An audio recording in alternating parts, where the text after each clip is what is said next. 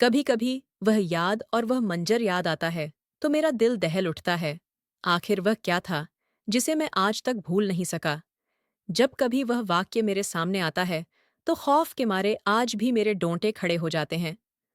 उस रात की सारी घटना मेरी आंखों के सामने एक फिल्म की भांति चलने लगती है। भयानक और अंधेरी रात, ऊपर से सुनसान इलाका, बड़ा सा उजाड़ कमरा। न जाने उस रात क्या होने वाला था, लेकिन हम उस रात सच में बच गए। अगर ना होता तो शायद हम सब भी, लगभग 20 साल पहले की बात है, मैंने अपने परिवार के साथ जयपुर घूमने का कार्यक्रम बनाया। मैं उस समय एकदम जवान और हट्टा-कट्टा था। बेटा बहुत दिनों से जीत कर रहा था कि पापा मुझे राजस्थान घुमाने के लिए ले चलिए। इसीलिए मैं उसकी बात मानकर उसे जयपुर घुमाने को राजी हो गया। मैं, मेरी पत्नी रीमा और मेरा बेटा संयम घर से जयपुर के लिए रवाना हो गए। हमने 2 दिन में पूरा जयपुर घूम लिया, लेकिन मेरे पास पास अभी भी 2 दिन की छुट्टी और भी बची हुई थी। तो मैंने सोचा, क्यों ना अजमेर शरीफ भी हो आते हैं, क्योंकि हमारी ये प्लानिंग अचानक से हुई थी। तो हमें जल्दबाजी में बस का सहारा लेना पड़ा। उस बस में और भी यात्री थी, खासकर बुजुर्गों की संख्या ज्यादा थी। हमारे जैसी केवल एक ही फैमिली थी। बस में यात्री भी कम थे, क्योंकि बस भी थोड़ी पुरानी सी थी, इसलिए शायद उसमें ज्यादा यात्री बैठे नहीं होंगे। करीब रात के 8 बजे बस अपने सफर की ओर रवाना हो चली। हम तीनों अपनी अपनी सीटों पर टेक लगाकर बैठ गए। संयम तो सो गया, लेकिन मुझे और रीमा को बीच बीच में हल्की हल्की झपकी सी आ जाती। एक तो वीरान और अनजानी जगह, ऊपर से पुराना। बस में मुझे अनकंफर्टेबल लग रहा था। ड्राइवर को भी शायद बहुत जल्दी थी मंजिल तक पहुंचने की, इसलिए वह भी बस को तेज रफ्तार से भगाए चला जा रहा था।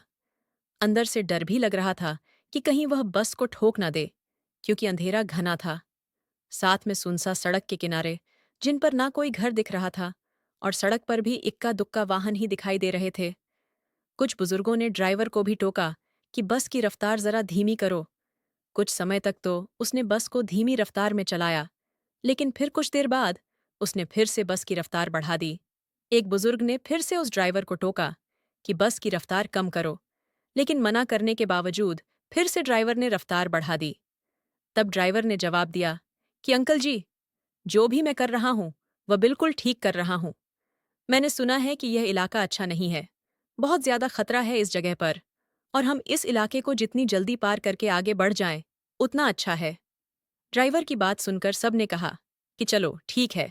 बस तेज रफ्तार से आगे ही बढ़ रही थी कि तभी एक तेज आवाज के साथ बस का थोड़ा संतुलन गड़बड़ा, या और बस थोड़ी ही दूर बढ़ी और रुक गई। अब सब डर गए कि अचानक यह क्या हुआ। इतना न खतरनाक इलाका और बस का रुकना, किसी का भी जी डर जाएगा, क्योंकि ड्राइवर ने जो बात बताई उससे हम सभी लोग डर गए थे। ड्राइवर ने अपनी टॉर्च जलाई, बस के नीचे उतरा और वह देख रहा था कि क्या बात है, बस को आखिर क्या हुआ। वो रुकी क्यों?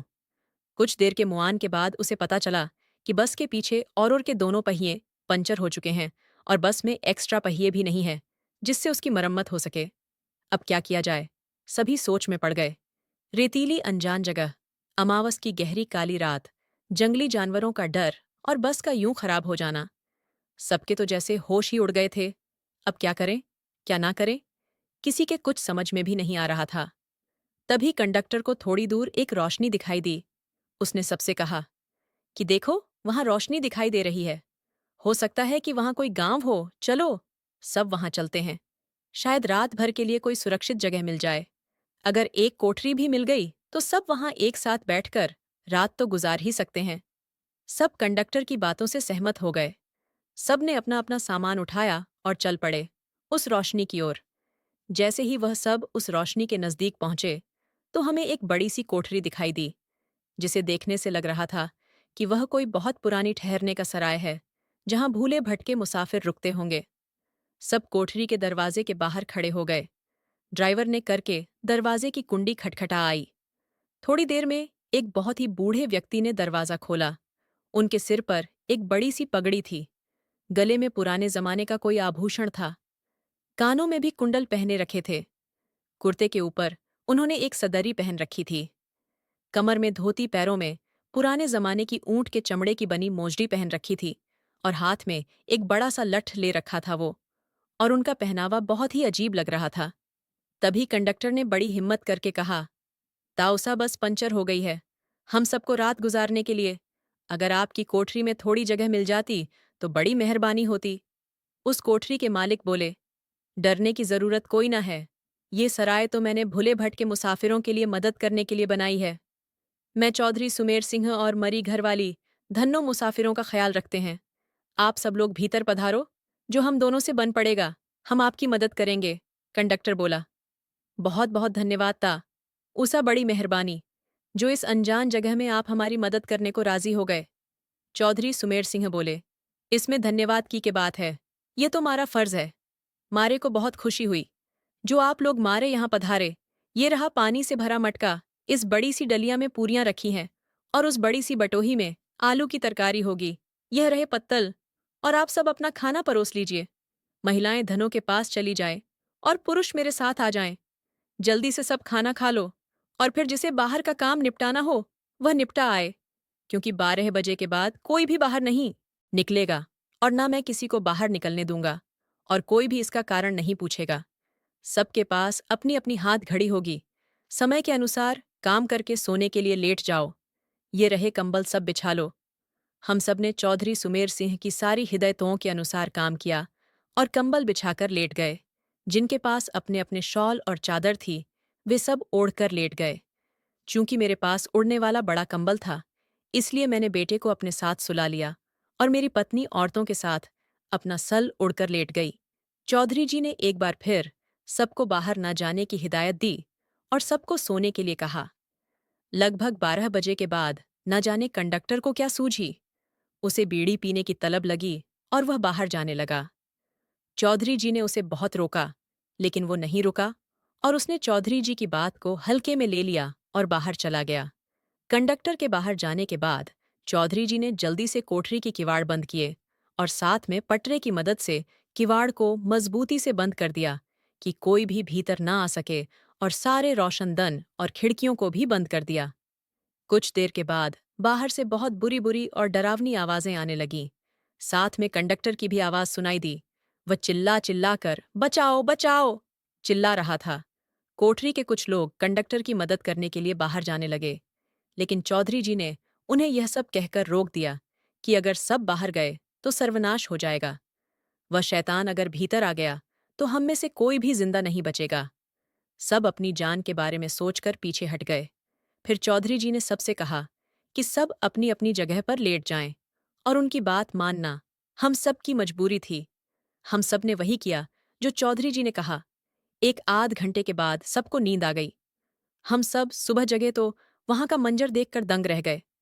हम सब रेत पर लेटे हुए थे, और वहां से कोठरी गायब थी। केवल हम लोगों का सामान ही पड़ा था। वहां 2 समाधियां बनी थीं, जिन पर चौधरी सुमेर सिंह और धन्नू सिंह लिखा था। हम सब यह देखकर हैरान थे कि आखिर रात को जो हुआ था वह ख्वाब था या हकीकत। तभी वहां से एक चरवाहा अपनी भेड़ों के साथ निकला। उसको हम लोगों ने सारी बात बताई तो उसने बताया कि यहाँ बहुत समय पहले एक सराय हुआ करती थी, जिसकी रखवाली चौधरी सुमेर सिंह और उनकी पत्नी धन्नो किया करते थे, और उन दोनों की स्वर्गवास के बाद आज भी उनकी आत्माएं भटके हुए मुसाफिर की मदद करने आती हैं। इस इलाके में बहुत शैतानी आत्माएं रहती हैं, जो लोगों का कत्ल कर देती है, लेकिन सुमेर सिंह और उनकी पत्नी अच्छी आत्माएं हैं, इसलिए वह लोगों की मदद करने आ जाते हैं। ये सब कहक चरवाहा वहां से चला गया, लेकिन हम सब के मुंह और आंखें खुली की खुली रह गईं। फिर हम सब ने अपना अपना सामान उठाया और बस की ओर आए देखा तो वहां कंडक्टर की लाश लहू लहान पड़ी थी। वह सब देखकर हम सब का दिल दहल गया। थोड़ी देर के इंतजार के बाद वहां से एक दूसरी बस गुजरी, और हम सब उसमें बैठकर अपने घर को रवाना हो गए। दोस्तों, आप लोगों को यह कहानी थोड़ी अजीब जरूर लग सकती है, लेकिन आज भी कई जगह ऐसे किस्से होते हैं जो हम अपनी नानियां और दादियां से सुने होंगे, और इनमें से कई किस्से वाकई में भी सच होते हैं, जिसने इसे सच में देखा और महसूस किया होता है। दोस्तों, अगर आप में से किसी ने ऐसा कुछ सुना या महसूस किया हो तो हमारे साथ ज़रूर शेयर करें और कमेंट करके ज़रूर बताएं। दोस्तों, अगर आपको आज की हमारी ये कहानी अच्छी लगी हो तो कृपया आप हमारे चैनल को लाइक, शेयर एंड सब्सक्राइब ज़रूर करें। जिससे हम आपके लिए और भी अच्छी अच्छी कहानियाँ लेकर आते रहे। Thank you for watching.